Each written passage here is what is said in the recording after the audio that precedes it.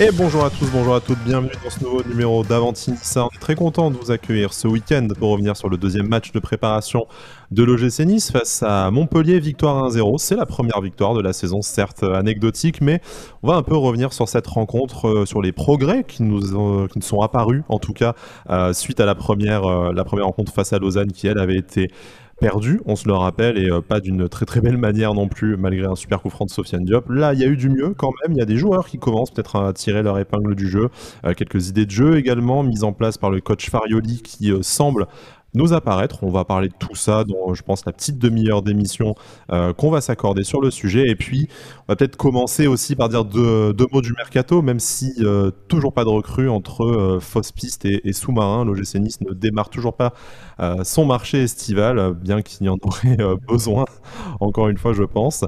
Mais voilà, partons là-dessus. Je vais accueillir mes compères du jour. C'est là aussi, on sent qu'il y a un schéma, il y a des titulaires qui se mettent en place, puisque j'ai le plaisir d'accueillir encore une fois Alric. Salut Alric, comment vas-tu? Salut Sky, salut à tous. Écoute, ça me fait plaisir d'être de nouveau titulaire, peut-être titulaire indiscutable cette saison, avec grand plaisir. Et en plus pour débriefer une petite victoire. Donc je suis très content d'être là.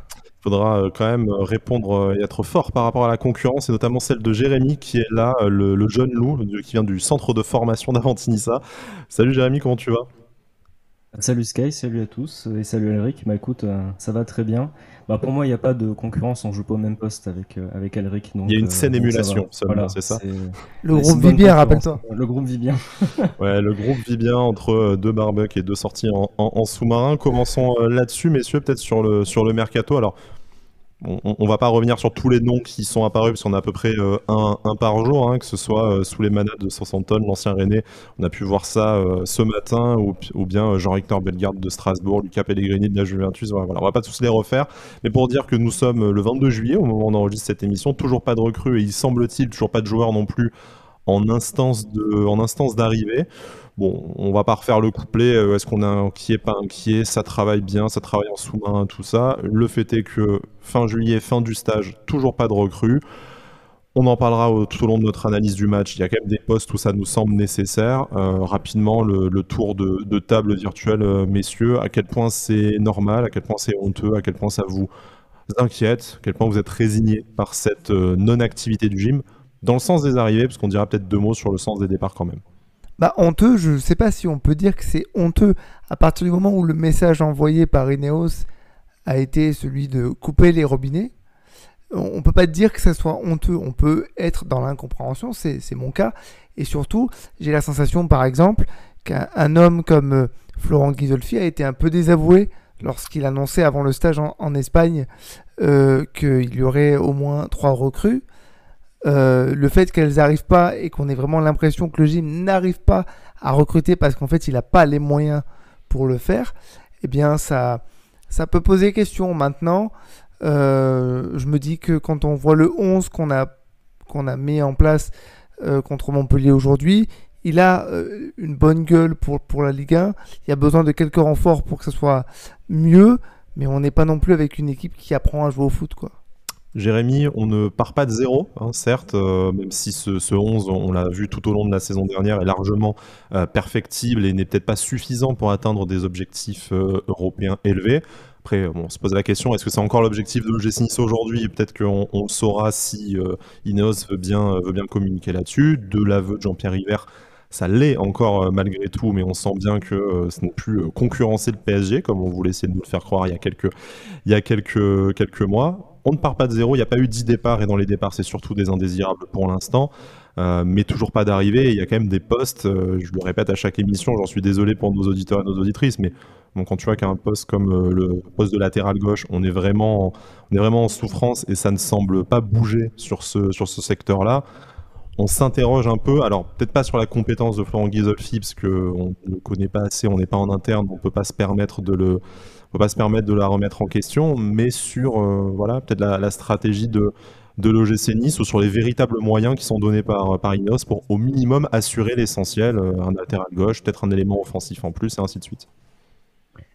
Moi, le problème, bon, déjà, c'est qu'on entend un peu tout et son contraire, donc c'est un peu difficile de se faire une idée de ce qui se passe. Ce qui me dérange, et la seule chose dont je suis sûr, c'est que l'année dernière, on avait une direction sportive qui était temporaire, on va dire. et on a donné beaucoup de moyens à ces directions sportives. Et l'année où tu as enfin restructuré ta direction sportive, tu lui donnes aucun moyen, on dirait. Donc ça m'interpelle, et ce qui commence à m'agacer, c'est qu'à chaque été, chaque mercato, on a des soucis d'organisation, on dirait. Même à chaque fois où tu essaies de structurer les choses, ben en fait, tu te remets en difficulté parce que tu changes de cap ou ben tu donnes moins de moyens. On dirait qu'à chaque fois, on aime faire les choses pas comme il faut, et ça commence à être un peu. Enfin, c'est pas que ça commence à être agaçant, c'est que c'est agaçant. C'est ça, ça fait beaucoup d'été que c'est le cas. Là, voilà, on est le 22 juillet, toujours pas de recrues. Bon, comme l'a dit Elric, là où moi j'étais rassuré par l'équipe et le groupe actuel, aujourd'hui, le mercato ne me rassure absolument pas, parce qu'on n'arrive pas forcément à attirer des joueurs, ou alors on n'a pas les moyens. Dans les deux cas, c'est inquiétant. Donc voilà, enfin moi j'espérais quand même, comme on l'a dit la semaine dernière, hein, j'espérais au moins 1 ou 2 recrues sur ce stage cet été. En tout, moi j'espérais 3 à 4 recrues, donc je pense qu'on n'en aura pas 3 ou 4. On verra bien. Mais en tout cas, voilà, moi je reste inquiet par ce mercato, et je suis surtout inquiet par, encore une fois, le manque de communication. de communication, voilà, de communication entre toutes les parties, les parties de la direction, où on dirait qu'à chaque fois, en fait, rien n'est clair, le management n'est pas clair. Donc voilà, je sais qu'on parle beaucoup de Florent Ghisolfi. À mon avis, c'est pas que de sa faute, hein. S'il fait un peu ce qu'il peut dans la situation dans laquelle il est, dans le sens des départs, il fait un très bon travail, donc je vois pas pourquoi il pourrait ne pas en faire dans le sens des arrivées si on lui donnait les moyens. Donc voilà, je reste inquiet. Bon, heureusement, on a une équipe qui est à peu près prête, on va dire pas prête, mais qui a 2-3 faiblesses qu'il faut compenser. Et c'est pas toute une équipe qu'il faut refaire. Tout en notre analyse du match. Je te coupe parce que je voudrais juste qu'Alric réagisse sur un point que tu as évoqué. C'est vrai que bon, il y a eu des turbulences, on va dire, à l'OGC Nice ces dernières années, avec des changements d'entraîneur un peu tardifs, des changements de directeur sportif, tout ça. Là, c'est la première année où on a quand même anticipé avec une nouvelle équipe dirigeante, que ce soit Florent Ghisolfi ou Fabrice Bocquier, qui sont arrivés déjà à l'automne dernier, quand même. Alors, il y a eu certes ce changement d'entraîneur, mais on va dire que la structure était quand même en place depuis un moment. On s'est dit lors du mercato d'hiver, où il y a eu quand même de l'activité, hein, l'arrivée notamment de Terem Moffi et de Youssouf pour 45 millions cumulés, que ça y est, là on pouvait anticiper, parce qu'on avait l'équipe, on avait des personnes compétentes, et jusqu'au 31 août de cette année, restons sur ce postulat qu'ils sont compétents. Et pourtant, comme le dit Jérémy, tu sens qu'encore rien ne se passe comme ça aurait pu se passer normalement, avec un joueur sur lequel on aurait travaillé depuis 6 ou 7 mois. On peut penser à Jonathan Bamba qui préfère aller au Celta Vigo. Alors voilà, ne remettons pas en cause le fait que Celta Vigo, peut-être qu'entre Campos et Benitez, ou le joueur peut-être qui avait envie de faire une expérience à l'étranger, soit plus attractif que l'OGC Nice, c'est pas le débat du jour. Mais même un joueur que tu suis depuis le mercato d'hiver, finalement, et qui est libre, tu n'arrives pas à le signer dès le 1er juillet. Encore des turbulences au moment où on s'est répété toute la saison, ouais, mais vous verrez l'été prochain, indépendamment des moyens donnés, on a la structure pour. Même ça, aujourd'hui, ça ne suffit pas. Et c'est peut-être ce qui fait un peu dégoupiller tout le monde, qui, en plus de ça, vous le disiez, se raccroche à ce qu'on peut lire sur les réseaux sociaux. Alors, j'y participe avec la revue de presse que j'essaye de faire, hein, je ne rejette pas la faute sur les autres, mais en fait, face au vide de communication, au vide médiatique, tu as des gens plus ou moins sérieux, plus ou moins bien informés, qui répandent tout et n'importe quoi. Voilà, ça c'est une fausse piste, alors qu'en fait, pas du tout, mais c'est toujours un moyen d'enlever un peu de responsabilité au club et à Ineos. Oui, vous inquiétez pas, ça travaille bien, ça va signer dans la semaine, sauf qu'en fait, ça fait 3 semaines qu'on voit personne arriver. Et heureusement qu'on peut rigoler avec des emojis tuba et des gifs de sous-marins, parce que on est, nous, supporters, obligés de remplir ce vide avec nos propres blagues décevantes. Donc voilà. Est-ce que toi, tu trouves ça normal, en fait, que par rapport pour une fois qu'on avait anticipé sur la structure et la mise en place d'une équipe dirigeante, on se retrouve avec des problèmes extrêmement similaires à ceux des mercatos précédents? Moi, il y a plusieurs choses qui me font réagir. Déjà, dans un premier temps, il y a le problème de communication. J'avais déjà soulevé ce point-là pendant la conférence de présentation de Francesco Farioli. Alors évidemment que le directeur sportif ne va pas prendre le temps de dévoiler toute la stratégie de recrutement de l'OGC Nice pour faire plaisir aux supporters dont je fais partie. Mais c'est pas ce que je veux dire par là, c'est que on aimerait que, je pense, qu'il y ait un peu plus de clarté dans ce qui se passe à l'intérieur du club. Je pense que l'OGC Nice nous doit bien ça en tant que supporter, où on met de l'argent dans les abonnements pour essayer de remplir le stade, où on supporte, on est là, on réagit, on fait des émissions, on est actif autour de ce club. Je pense que le club nous doit bien un peu de transparence sur ce qu'il fait. Je dis pas dans tout, parce qu'il y a une part de bluff qui est utile dans la gestion d'un club de foot par rapport à ses concurrents. Donc déjà, ça c'est un point que je comprends pas. Ensuite, ce dont j'ai l'impression, c'est que, encore une fois, il n'y a pas une personne qui décide sur le point de vue sportif à l'OGC Nice, quoi qu'on veut bien croire. Parce que si c'est Florent Ghisolfi qui décide sur le point sportif, tout est anticipé puisque ça fait presque 1 an qu'il est là et il doit être en mesure de savoir quelles sont les pistes les plus importantes. Et j'ai l'impression que parce qu'il y a Ineos qui a mis beaucoup d'argent jusqu'à maintenant dans l'OGC Nice, ils ont envie d'avoir leur mot à dire sur le sportif. De ce fait, je pars du principe que c'est pas Ghisolfi qui décide, mais c'est Ineos qui chapeaute un peu tout ça et qui fait croire qu'il laisse un peu de liberté, ce qui fait qu'en fait, ça prend du temps. Ça prend du temps parce que je suis persuadé qu'il reste encore ce côté un peu collégial qui, moi, m'agace. Et donc, tout ça fait que Ineos a dû se dire non mais attendez, nous on voulait des résultats, on n'en a pas, surtout il faut bien se rappeler que l'OGC Nice c'est le club qui représente Ineos dans le foot. C'est pas vraiment le club le plus huppé qui soit, on gagne pas de trophées, on n'est pas performant en championnat, et donc du coup peut-être qu'ils ont eu marre de mettre de l'argent. Et là où moi j'en veux à Ineos beaucoup, c'est parce que il y a eu les affaires de rachat qui ont parasité le développement de leur relation avec notre club. Il y a eu Chelsea d'abord, et puis il y a eu Manchester United, et puis je sais pas si c'est vrai, mais on l'a vu, on l'a lu, qu'il y avait aussi le FC Barcelone à un moment donné. C'est passé inaperçu, mais peut-être que c'est vrai. Donc voilà, tout ça fait que tout le monde est responsable, et aujourd'hui les cons, en fait, ce sont nous les supporters. Et moi j'aimerais bien qu'il y ait des gens compétents au sein de ce club qui prennent le temps d'expliquer un petit peu ce qui se passe. Je pense qu'on nous doit bien ça.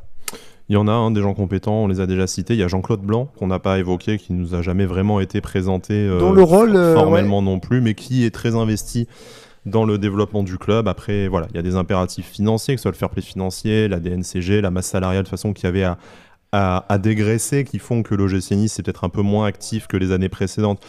Et d'un côté, pour le meilleur, si c'est pour pas balancer 50 millions et des gros salaires sur des joueurs qui ne serviront à rien, mais on a quand même beaucoup de mal à accepter que sur des postes clés dont la problématique est identifiée depuis très longtemps et où il manque des joueurs, où il n'y a pas besoin de dégraisser avant une arrivée. On pense à ce poste d'ailier droit suite au départ de Nicolas Pepe, ou au poste de latéral gauche où il manquait déjà un joueur la saison dernière. Voilà, c'est un peu une énigme, mais en attendant, en fonction de la qualité des arrivées, s'il y en a à ces postes-là, disons que la patience dont on doit faire preuve ne sera au final que reléguée au rang de mauvais souvenirs.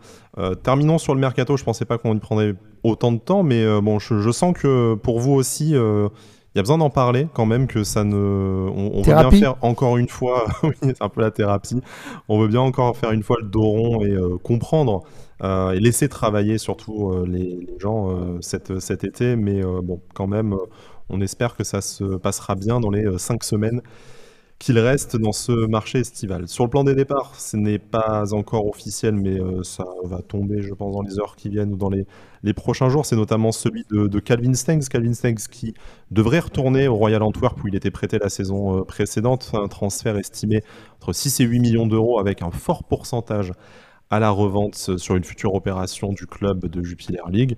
Messieurs, Calvin Stengs, il y avait un petit doute sur le fait qu'il allait rester. La préparation aurait peut-être pu être l'occasion pour lui de montrer qu'il revenait plus fort d'un prêt qui s'était plutôt bien passé. Premier match face à Lausanne ne nous a pas franchement donné cette impression-là. Je pense que pendant le stage, ça s'est confirmé pour Francesco Farioli et l'état-major de l'OGC Nice. C'est un départ pour lui qui s'annonce. dommage, on a l'impression d'être passé à côté d'un joueur qui a sûrement du talent, mais à la fois on ne le voyait peut-être plus en capacité de s'imposer à l'OGC Nice et d'inverser le sens de l'histoire. Au final, c'est mieux pour tout le monde, on récupère un peu de caillasse, on libère une place, ça nous permettra peut-être de provoquer une arrivée, et puis lui pourra continuer le fil de sa carrière. Oui, exactement. Je pense que c'était le meilleur choix pour tout le monde parce que moi, c'est un joueur que j'adore, Calvin Stengs. Je m'étais même floqué le maillot Stengs quand il était arrivé parce que j'étais assez fan de ce joueur-là. Le fameux maillot Black Gold d'ailleurs, dont tu tires ton pseudo. D'où vient mon pseudo, voilà. Mais après, voilà, on sait que le talent ne fait pas tout malheureusement, et pour lui, ça a été compliqué, je pense, de s'adapter à un nouveau pays, à un nouveau championnat. J'aurais bien voulu qu'il reste, bien évidemment, pour l'aspect vraiment sur le fait que j'aime beaucoup le joueur. Après, je veux pas forcément forcer plus que ça. Je pense que lui aussi a peut-être envie de continuer à Antwerp. Donc pourquoi pas. Je pense qu'il a fait une bonne saison l'année dernière là-bas. Il pourra continuer et progresser là-bas en ayant du temps de jeu. Donc je pense que voilà, c'est une bonne partie en fait c'est bien pour toutes les parties. Je pense qu'il pourra s'éclater là-bas. En tout cas, je lui souhaite beaucoup et je suivrai avec un peu plus d'attention, je pense, les résultats d'Antwerp les saisons prochaines pour voir un peu comment il progresse. Et en tout cas, je lui souhaite une très bonne continuation. Il y a un gros problème d'adaptation pour Calvin Stengs en rejoignant, donc c'est Antwerp, donc Anvers. Il peut parler le néerlandais. L'adaptation est beaucoup plus simple. Peut-être que en termes de football, ça lui ressemblait un peu plus pour son niveau. Voilà, c'est un joueur que je connaissais pas du tout quand il est arrivé. Beaucoup de joueurs de football manager disaient que c'était un excellent joueur. J'avais hâte de le voir évoluer parce qu'il arrive dans un contexte qui était assez favorable, puisqu'il y a Justin Kluivert, il y avait Kasper Dolberg aussi qui était là, donc il y avait de quoi l'aider dans son intégration. Et en plus, il a été freiné par des blessures dans la préparation, donc on l'a jamais vraiment vu capable de faire la différence. C'est regrettable. Maintenant, je pense que il vaut mieux ne pas perdre trop de temps pour lui, pour nous, et le laisser partir, surtout que ça s'est plutôt bien passé là où il était la saison dernière. Je me suis amusé à regarder un petit peu ce qu'il avait fait et c'était pas mal. Voilà, donc bonne continuation à lui, j'ai pas grand chose d'autre à ajouter. Pour être tout à fait complet, il y a eu un deuxième départ cette semaine, c'est celui de Ange Aoussou qui a signé définitivement du côté de Pau. Il avait été, on se rappelle, prêté à Sochaux avant que malheureusement voilà, il arrive ce qu'il arrive au FC Sochaux Montbéliard. Cette fois, c'est un transfert définitif. Alors, il était formé au RC Abidjan, l'autre club de la galaxie Ineos, même si on a tendance à l'oublier. Bon, un jour, on fera peut-être un petit bilan de l'apport des différents clubs de la galaxie à l'OGC Nice, parce que bon, que ce soit du côté d'Abidjan ou de Lausanne, on a vu passer beaucoup de joueurs, mais au final, voilà, on le voit aussi avec le départ de Jean Nguessan, j'y pense du côté de Metz, on ne sait pas très bien à quoi aura pu servir ce groupement, et ça rejoint un peu tous ces joueurs qui passent sans jamais vraiment avoir leur chance sous le maillot rouge et noir. Mais c'est comme ça, et puis écoutez, l'essentiel pour eux, c'est qu'ils s'éclatent ailleurs et qu'ils puissent reprendre, comme Calvin Stengs, le fil de leur carrière, en leur souhaitant le meilleur pour la suite. Je vous propose qu'on passe à la rencontre du jour, parce qu'on enregistre juste après cette rencontre de samedi matin à Girona, le stage de l'OGC Nice face à Montpellier. Une victoire 1-0 sur un but d'Alexis Beka, ce qui nous rappelle des bons souvenirs européens, parce qu'il y en a eu la saison dernière malgré tout. Alors un match un peu particulier, parce qu'il s'est joué en 3 tiers-temps de 30 minutes. On sait que ça arrive des fois lors de la préparation. D'ailleurs, si l'un de nos auditeurs ou l'une de nos auditrices passe par là et a l'explication, on va dire, footballistique et probablement physique, l'intérêt de faire ça en préparation, on est preneur, on se doute qu'il y en a un, mais voilà, on a la curiosité de savoir de la vie d'un professionnel ce que ça peut concrètement apporter. Alors, une victoire à 1 but à 0, on va peut-être balayer un peu les différents changements, puisque on sent que l'OGC Nice version Farioli prend petit à petit forme, même si on attend encore des recrues comme on le disait. Marcin Bulka titulaire dans les cages pour les 2 premiers tiers-temps, une défense Lotomba, Dante, Youssouf Bar pour démarrer, un milieu de terrain Rosario Boudaoui Thuram, une attaque Laborde, Mofi Diop. Les principaux changements, et on en parlera tout au long de notre analyse du match, c'est l'entrée d'Alexis Claude Maurice au cours du deuxième tiers-temps, celle de Jean-Claire Todibo également, et puis Casper Schmeichel qui est rentré en fin de rencontre. Et puis voilà, l'entrée des jeunes, on pense à Amraoui, Louché, Belayan en toute fin de rencontre. Un turnover du coup moindre que lors de la première rencontre. Est-ce que selon vous déjà c'est un signe qu'on commence petit à petit à se préciser une hiérarchie des joueurs? Et puis on va commencer l'analyse de cette rencontre tout doucement.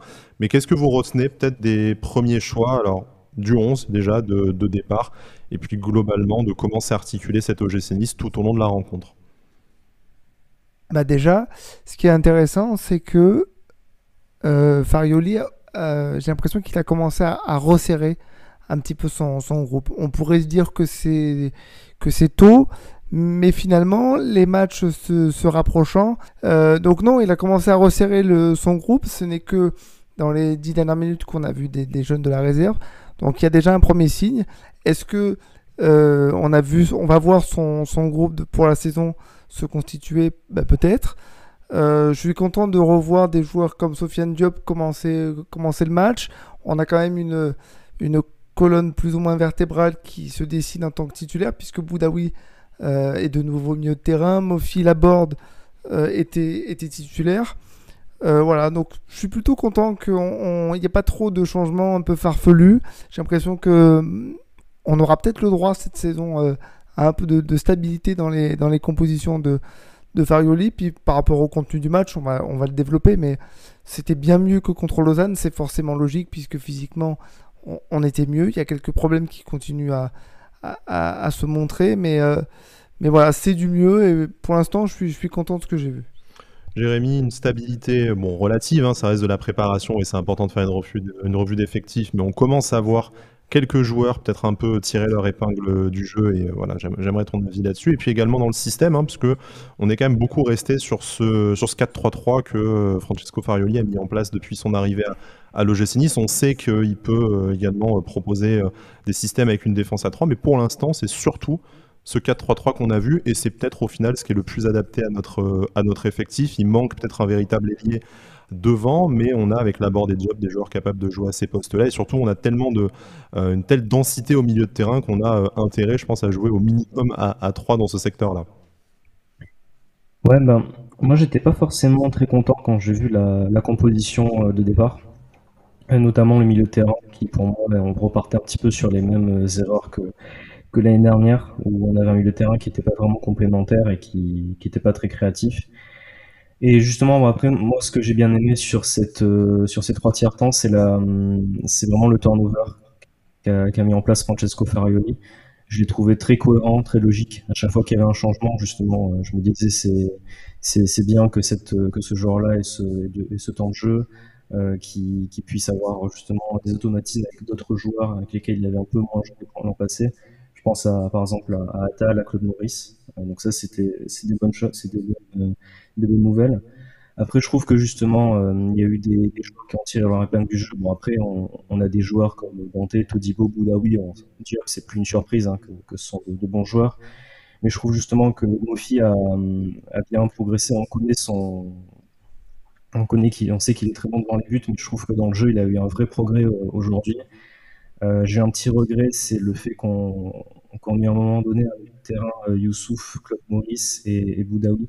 On n'a vu qu'un quart d'heure, et c'est le milieu de terrain que je veux voir le plus, parce que je trouve que c'est vraiment le plus complémentaire, avec vraiment un joueur qui pouvait apporter justement un meneur de jeu comme Claude Maurice, un box-to-box comme Boudaoui, et vraiment la sentinelle, Youssouf qui pouvait jouer à sentinelle, où je l'ai trouvé vraiment à l'aise à ce poste-là. Donc il y a quand même plus de bonnes choses. Moi, honnêtement, j'ai pris plus de plaisir sur ce match-là que 3 quarts des matchs de l'année dernière, honnêtement. Même s'il y a pas mal de choses qui n'ont pas été, au moins il y a eu du jeu vers l'avant, il y a eu des combinaisons et on ne s'est pas ennuyé. Et bon, au bout, on a quand même une victoire qui, même si elle est anecdotique, ça fait quand même plaisir de valider le stage par une victoire, notamment contre Montpellier, où c'est presque un derby, on va dire. Ouais, la notion de match amical pour Montpellier, vu Ouais, l'électricité sur le terrain et sur le banc, va peut-être falloir le rappeler quand même, effectivement. Ouais, c'était un petit peu exagéré, mais bon, passons. Mais bon, en tout cas, moi, je rentrerai quand même beaucoup de positifs. Et comme je disais avec Alric, notamment avant le match sur Twitter, je disais, j'attends quand même que l'équipe me prouve qu'elle peut progresser. Je trouve que au moins sur ce match-là, on a vu du progrès. Donc moi, c'est ce que je retiens. Il y a des vraies idées de jeu en place. Et même s'il y a des choses vraiment à corriger encore, je trouve que pour un deuxième match de préparation, c'est quand même plutôt pas mal. C'est encourageant, la victoire, bien qu'anecdotique, fait du bien aux têtes, hein, parce qu'on aurait perdu 1-0 sur un but de gag, ça n'aurait pas forcément invalidé le contenu, mais bon, on sent l'ambiance déjà bien tendue autour du club et surtout du mercato parmi notre communauté. Donc si on peut savourer ou au moins se laisser l'esprit tranquille une semaine jusqu'à la prochaine rencontre face à Braga avec un succès, on est preneur. Je voudrais juste revenir sur ce que tu disais, notamment sur le milieu de terrain. On sait que ça va être le plus gros chantier, je pense, de Francesco Farioli, entre le nombre de joueurs qu'il y a, ceux qui sont encore peut-être susceptibles de partir ou finalement de rester contre toute attente. Il va falloir trouver la bonne formule. On a un peu avancé là-dessus peut-être, puisque voilà, on a vu que Pablo Rosario au milieu de terrain, c'était quand même assez décevant. On sait que Francesco Farioli compte aussi sur lui en tant que défenseur central. Ça pourrait être utile en cas de passage à une défense à 3.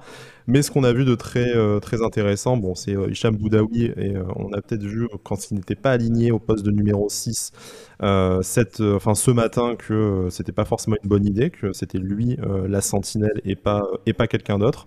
Par contre, on a vu un Youssouf plus à l'aise au milieu de terrain qu'en défense, bien qu'il n'ait pas été non plus mauvais dans la charnière centrale avec Dante lors des 45 premières minutes. Moi, ce que je voudrais souligner, par contre, au milieu de terrain, c'est que deuxième match d'affilée où il apparaît quand même très en forme, c'est Alexis Claude Maurice. Lui qui était un peu dans la même situation que Calvin Stengs, hein, qui revenait d'un prêt plutôt positif, lui au RC Lens, et dont la question se posait lors de cette préparation, est-ce qu'il va pouvoir en tirer parti pour s'imposer à l'OGC Nice, ou est-ce que définitivement un départ doit être à l'étude? Eh ben, c'est peut-être encore un peu tôt pour le dire, mais sur cette rencontre face à Lausanne et puis maintenant celle face à Montpellier, il est apparu quand même, j'ai trouvé, plutôt mis en valeur, et peut-être à un poste où c'est les rares matchs positifs qu'il avait fait à l'OGC Nice. On se souvient à l'époque, c'était Adrien Urcea sur le banc des Aiglons, c'était dans le cœur du jeu, et on le voit bien peut-être dans un milieu à 3 avec Boudaoui, Youssouf et Thuram. Se pose la question si jamais il va rester, mais on sent que c'est sa place, et en tout cas à l'occasion de cette préparation, il a montré qu'il pouvait prétendre à rester à l'OGC Nice cette saison. Je ne sais pas ce que vous en pensez. Faut se rappeler avec Alexis Claude Maurice que tu le disais justement, c'est sous Pep Urcea qu'il s'est révélé chez nous correctement avec une place au cœur du jeu. Il faut se rappeler que c'est une blessure qui le coupe dans son élan, qui l'empêche justement de confirmer et littéralement d'être au top chez nous. Et après, c'est dans la gestion de cette blessure, dans la gestion de son retour, notamment sous Christophe Galtier, que c'est devenu compliqué. Mais on sait maintenant, depuis l'épisode avec Adrien Urcea, que Alexis Claude Maurice est plus à l'aise au cœur du jeu, un peu de la même manière quand on avait vu Sofiane Diop sous Didier Digard être au cœur du jeu. On trouvait qu'il y avait des choses intéressantes. Bon, il se trouve que Diop peut évoluer aussi sur un côté, mais Alexis Claude Maurice, quand même, on sait que c'est plus compliqué. Donc oui, maintenant, je pense que lui, le club, il le connaît. C'était pas une découverte pour lui de revenir. Il a joué dans un super club qui est Lens. Il a pu y apprendre et y tirer de très bonnes choses. C'est pour ça que le distinguo avec, la comparaison avec Calvin Stengs me semble pas très bonne, parce que Calvin Stengs, il y a encore des éléments qui sont extérieurs qui ont rendu les choses compliquées. C'est que malgré toutes les aides qu'il a pu avoir lorsqu'il est arrivé à l'OGC Nice, il a quand même changé de pays. Il fallait apprendre une nouvelle langue, une nouvelle culture. Il était très jeune, ça pouvait être très compliqué puisque c'était un premier départ pour lui. Alexis Claude Maurice, voilà, il est dans un championnat qu'il connaît, il connaît le club, donc l'intégration au système de Farioli sera beaucoup plus facile. Et pour répondre à ta question, moi je pense que il a tout à fait sa place pour être dans une rotation, voire pour gagner sa place de titulaire en cours de saison. n'y a pas de doute pour moi sur ce point. Jérémy, quelques mots peut-être sur Alexis Claude Maurice, et après on va élargir ça au milieu de terrain globalement, parce qu'on sait que c'est peut-être le secteur bizarrement le plus concerné par le mercato actuellement, alors que c'est celui où il y aurait le moins de travail à faire. Ouais, bah, pas mieux qu'Alric, hein. J'avais commencé à aborder la question la semaine dernière, justement, où je voulais voir un peu plus Claude Maurice dans ce rôle-là. Pour moi, il y a deux joueurs qui peuvent remplir ce rôle-là actuellement. C'est Claude Maurice et Sofiane Diop. Après, vu le manque de solutions qu'on a sur les ailes, je pense que Sofiane Diop va rester milieu gauche, enfin ailier gauche plutôt. Donc voilà, moi je pense vraiment que qu'Alexis Claude Maurice, j'espère qu'il sera plus trop blessé s'il est amené à beaucoup jouer. Mais il a vraiment cette qualité au milieu de terrain, c'est son poste de toute façon. Adrien Ursa nous l'avait montré. Il a cette capacité à casser un peu les lignes au milieu de terrain, à garder le ballon justement et à créer du jeu, à créer des décalages, ce que nos milieux de terrain titulaires, on va dire, ne font pas. Donc justement, j'espère que la semaine prochaine on le verra titulaire. Là, il a quand même eu pas mal de temps de jeu, il a 45 minutes, il me semble. J'espère qu'on le verra un petit peu plus. Donc voilà, enfin moi comme j'ai dit, j'aimerais vraiment voir un petit peu un milieu de terrain qui change un peu, et j'aimerais bien voir Youssouf, Boudaoui et Claude Maurice la semaine prochaine. Pour terminer sur le milieu de terrain, on a vu l'entrée du petit Reda Belayan dans le dernier quart d'heure, de Alexis Beka dans le dernier tiers-temps. C'est lui le buteur sur un centre de Amraoui, du coup, qui avait aussi joué les 15 dernières minutes de cette rencontre. On sent qu'il y a quand même une densité au milieu de terrain. Alors tout le monde n'a pas le même talent et tout le monde n'a pas, on va dire, la même importance dans le groupe. On sent bien qu'on a Boudaoui qui est titulaire indiscutable. Thuram peut-être par son statut moins que par ses prestations depuis la reprise de la préparation, mais bon, malgré tout, voilà, un statut d'international et puis un historique avec l'OGC Nice qui font qu'il est peut-être un peu devant, même si un départ n'est toujours pas à exclure. C'est peut-être davantage la troisième place qui va se jouer entre Claude Maurice, Diop, si jamais effectivement il y a une recrue devant qui lui permet de redescendre au cœur du jeu, Beka, Belayan qui lui a peut-être un peu plus le temps, Youssouf, un secteur du jeu voilà, où il y a quand même du talent, et pourtant on parle de l'arrivée d'un Jean-Rickner Bellegarde. Donc moi je m'interroge, alors pas sur Bellegarde parce que je ne le connais pas assez, et puis j'ai pas envie de faire le procès d'un joueur avant même qu'il arrive, s'il arrive. Mais on a l'impression qu'en fait, ce milieu de terrain, ça relève peut-être davantage de trouver le bon équilibre et la bonne formule parmi ce qu'on a déjà en stock, plutôt que de provoquer une arrivée. Et pour terminer voilà, sur ce secteur du jeu, je voudrais peut-être rapidement votre avis sur soit la nécessité de recruter, indépendamment du nom de Jean-Rickner Bellegarde, et puis sur l'avis des joueurs qu'on n'aura pas, qu'on n'aura pas évoqué. Et je pense Beka qui est buteur, mais à titre personnel, je peine encore à trouver vraiment le poids qu'il peut avoir et l'avenir qu'il peut avoir à l'OGC Nice par ses qualités individuelles. Je me suis fait une réflexion pendant le match, avant qu'il marque, sur une action où il perd le ballon bêtement, où il commet une faute bêtement. Et je me suis dit, on a acheté 12 millions. Ça veut dire que normalement, 12 millions, c'est le prix que tu mets pour un bon joueur. Enfin, pour un joueur déjà un peu confirmé. À Nice, on a prouvé qu'on a mis 12-15 millions sur n'importe qui. Voilà, non, mais c'est juste pour se rappeler. Alors, bien sûr, ça dit rien sur le talent ou l'absence de talent d'un joueur. C'est juste qu'on a payé quand même un sacré prix pour un joueur qui a du mal. Je dis pas qu'il est mauvais, mais il a du mal. Aujourd'hui, il a réussi à me faire mentir parce que il me fera mentir jusqu'à la semaine prochaine parce qu'il a marqué, mais je le trouve pas vraiment impactant dans le jeu. Et après, soyons honnêtes, les deux départs que l'on craint vraiment dans l'effectif aujourd'hui, c'est Jean-Claire Todibo et Khéphren Thuram. C'est pas encore dit qu'ils vont rester à 100%. Imagine demain, tu as une grosse offre à 50 millions pour l'un des deux. À mon avis, je lui paye le ticket de tram pour aller à l'aéroport. Il n'y a pas de problème. Voilà. Ça, donc, c'est vraiment les deux départs qu'on craint.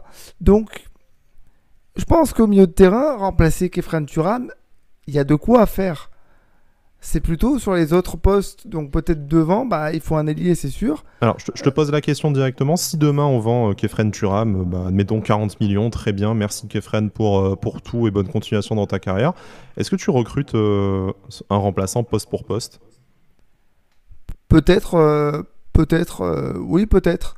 Mais je dis pas que c'est quelque chose qui me semble indispensable. D'accord. Au milieu de terrain, en tout cas, le secteur du milieu de terrain me paraît pas indispensable. Là où c'est indispensable de recruter, il faut se poser la question des gardiens déjà, parce que tu vas avoir ces problèmes de hiérarchie.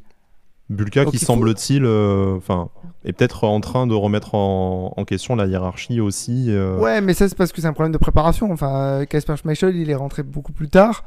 Bulka était titulaire face à Lausanne parce que Schmeichel n'était pas là. Schmeichel a joué le dernier tiers-temps, donc ça veut absolument rien dire. Il faut se poser la question du côté des gardiens, savoir ce que tu vas faire. Il faut recruter en défense parce que Dante ne sera pas éternel. Et il faut recruter devant parce que tu as besoin d'un ailier, c'est indispensable. Au milieu de terrain, sans dire qu'il ne faut pas recruter Bellegarde, il faut recruter Bellegarde, je ne sais pas, je ne le connais pas. Mais ça ne me paraît pas indispensable avec le contingent de joueurs que tu as dans ce secteur-là, en sachant que tu peux faire redescendre aussi Sofiane Diop au milieu de terrain si jamais tu recrutes un bon ailier. Ouais. Surtout si tu as des moyens limités, comme semble-t-il. Alors bon, là Exactement. encore, Nice Matin nous annonce 15 millions. Bon, tous les étés, entre Nice Matin et RMC, il y a toujours un média pour nous sortir un chiffre de leur cul. Donc bon, tu sais pas très bien si c'est vrai ou pas. Ce qu'on sait en tout cas, c'est que voilà, on a du mal à faire venir ces pistes-là. Et moi, je te rejoins, Alric, dans le sens où le milieu de terrain, si jamais on n'a pas beaucoup de sous, c'est pas franchement le secteur de jeu dans lequel je mettrais de l'argent là dans l'immédiat, surtout si Kefren Turam est toujours là. Peut-être si lui s'en va et qu'on a une belle rentrée d'argent pour faire venir un élément supplémentaire. Mais voilà, un ailier, un latéral gauche et finaliser un peu Oui, j'ai cette pas cité question, latéral gauche, mais il en faut un, évidemment. voilà, on va finaliser un peu la question des gardiens, même si de ce côté-là, ça semble un peu moins bouger. Jérémy, je voudrais juste peut-être qu'on termine sur l'analyse de ce match avec toi. Du coup, fin de rencontre avec beaucoup de jeunes devant, hein. Il y a eu Tom Louchet, Evan Guessant, Badreddine Bouanani, puis comme je le disais, Reda Belayan derrière. Donc c'est des éléments aussi sur qui il va falloir s'interroger si jamais ce ne sera que des étoiles filantes de prépa estivale comme on en a tout le temps, ou s'il y a une vraie capacité à s'insérer dans le groupe. Bon, je pense que pour Badreddine Bouanani, la question ne se pose pas trop. Mais on sent quand même que Francesco Farioli laisse de la place aux jeunes joueurs, qu'il compte finir vraiment sa large revue d'effectifs avant de décider si oui ou non va y avoir des recrues supplémentaires. On est encore loin de la fin de cette prépa. Il y a le match face à Braga la semaine prochaine. Il y a ce tournoi en Angleterre également la semaine suivante avant la reprise. Donc tout peut encore se décider, s'inverser. Il peut y avoir des blessés. Je ne sais quoi encore. Mais pour toi, est-ce que déjà on va dans le bon sens? Est-ce que les idées de jeu du coach Farioli commencent petit à petit à infuser à cet effectif-là? Et pour toi, qu'est-ce que tu attends tout simplement des 2 prochaines semaines avec les nouveaux matchs de prépa qui va y avoir? Est-ce que c'est travailler des systèmes différents, ce qu'on a assez peu fait jusque-là? Est-ce que c'est au contraire encore plus borner le système, les hommes qui vont commencer la saison face à Lille à la mi-août? Voilà, qu'est-ce que tu attends des jours et des semaines à venir? Je sais que tu vas me dire une recrue, mais à part ça. Non, en tout cas, moi j'ai bien aimé aussi l'apport de certains jeunes joueurs en fin de match. Bon, après, ils ont joué contre une équipe de Montpellier qui était largement remaniée. Mais bon, comme la semaine dernière, j'ai bien aimé l'entrée d'Evan Guessant. Je trouve que c'est vraiment un bon joueur et qui peut apporter offensivement, justement, il est polyvalent. Donc c'est une bonne solution, notamment l'année prochaine où on va jouer la Ligue 1 et la Coupe de France. Je pense qu'on peut lui laisser sa chance.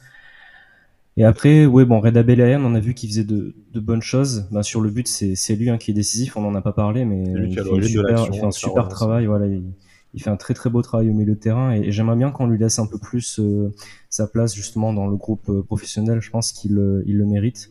Et il a vraiment ce rôle un peu de relanceur au milieu de terrain, qu'aime Francesco Farioli. Donc je pense que ça peut être une bonne solution de le voir aussi dans ce milieu de terrain. Après, justement, pour la préparation en elle-même, comme on a dit, on a eu un groupe là qui n'était pas forcément très élargi aujourd'hui. Après, là, voilà, j'aimerais voir vraiment quel 11 va se dessiner pour le début du championnat, avec vraiment des choix forts, on va dire, surtout au milieu de terrain. Et ensuite, voir s'il y a des jeunes vraiment qui vont pouvoir prendre ce rôle un petit peu pas de super sub, mais vraiment qui vont intégrer le groupe professionnel petit à petit. Je pense aussi à Tom Louchet, qu'on a vu plusieurs fois en préparation ces dernières années. Et en fait, je ne saurais pas trop dire à quel poste il joue, parce que la semaine dernière, il a joué latéral droit, il me semble. Et là, il est rentré milieu ailier gauche en fin de match. Donc ça a l'air d'être un joueur qui a l'air assez polyvalent. Et je me demande si, pourquoi pas l'intégrer dans le groupe. Je sais pas forcément s'il a niveau, en tout cas ce qu'il a montré, c'était pas mal. Mais j'espère que voilà, Francesco Farioli pourra vraiment faire ses choix. Et justement, ces choix vont aussi amener les premières recrues, je l'espère, d'ici la fin de préparation.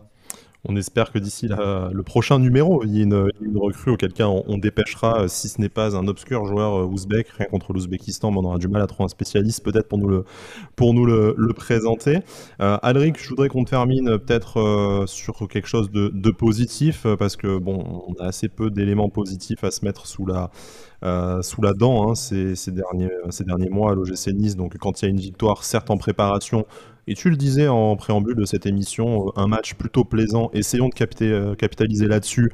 Il sera tout temps de sortir les chaînes et les bougies en cas de défaite fessée 3-0 face à Braga la semaine prochaine. Mais voilà, on a des joueurs, on a une ossature qui commence à se dessiner, on a un jeu qui est un peu plus plaisant.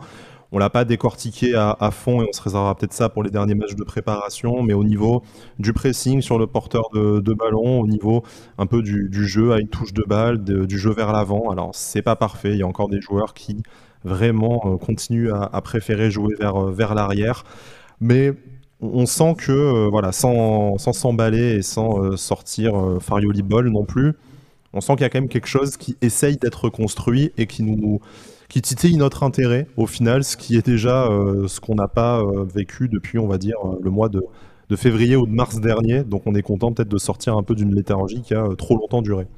Ça s'est surtout vu pendant le second et le troisième tiers-temps, malgré les changements. On arrive un peu plus à faire des différences au milieu de terrain par la passe. Moins de ballons loin devant, même s'il y en a eu. Je regrette par contre une difficulté. Alors c'est pas un point négatif parce que je pense que ça va se corriger. Mais je regrette quand même une difficulté à se créer des occasions nettes. On a eu des situations où on est rentré dans la surface, où on a réussi presque à faire le décalage, mais dans la passe, c'est toujours un peu plus compliqué. C'était mieux dans le second tiers-temps, notamment avec l'entrée de Alexis Claude Maurice, où c'est lui qui déclenche une des premières banderies qui passe pas loin. Ça a incité d'autres joueurs à tenter leur chance. Voilà. Donc globalement, oui, c'est beaucoup mieux. Je regrette parfois quelques placements défensifs sur lesquels on s'est fait piéger sur de longues balles montpelliéraines, ou 2-3 fois en début de match notamment, où vous nous avez senti un peu en difficulté. Mais c'est aussi peut-être parce que la charnière centrale n'était pas forcément habituée à jouer ensemble. Et il faut quand même se rappeler quelque chose. Boulka a été longtemps absent. Ça manque un peu de communication. Donc tout ça, c'est quelque chose qui se travaille. Après, oui, on va pas s'enflammer. Ça reste de la préparation. Mais quand on affronte une équipe qui certainement est au même niveau physique et de préparation que nous, se dire qu'on peut décrocher une victoire, c'est toujours encourageant. Mais au même titre qu'une défaite contre Lausanne, on va pas commencer à se dire que c'est fini, tout est parfait, tout est machin. Non, non, il y a encore beaucoup de choses à mettre en place et il faudra être prêt déjà pour le mini-tournoi en Angleterre, parce que ça peut permettre de tirer les premiers enseignements avant la première journée et surtout être prêt contre Lille dès le 13 août. Nous, de notre côté, on se retrouve avant, peut-être pour une recrue. Hein. À force de le répéter, ça va peut-être arriver. C'est comme Beetlejuice. Tu sais, on sait pas. Faut citer 3 fois le nom de la recrue devant le miroir et elle apparaît. Ouais, bah écoute, on va essayer. On va essayer de se mettre d'accord déjà sur la prochaine recrue et puis on va lancer ce mouvement. Blague à part, on se retrouve la semaine prochaine. Alors je pense que ça ne sera pas moi à l'animation, mais on essaye d'organiser ça pour cause de vacances. Je vais essayer de visiter une vraie ville de foot avant le début de la saison. J'espère faire un peu de ground hopping, auquel cas je vous enverrai les photos, je n'hésiterai pas à le faire. Et puis voilà, passons à l'OGC Nice, l'actualité, la préparation, tout ça, ça continue. Vous nous retrouvez comme d'habitude sur nos plateformes d'écoute, que ce soit YouTube, Apple Podcasts, Spotify, Deezer, Amazon Music, ainsi de suite, et puis sur nos comptes Twitter respectifs. N'hésitez pas à continuer, voilà, il n'y a pas de recrue, l'OGC Nice ne perd plus, c'est quand même une bonne nouvelle. Mais bon, surtout on rigole bien avec nos blagues de daron en ce moment dans la communauté, et ça fait du bien, ça relâche, ça détend un peu le slip de tout le monde. Messieurs, merci beaucoup de m'avoir accompagné dans cette émission, on se retrouve très vite, et puis d'ici là, Issa Nissa. Issa Nissa. Issa Nissa.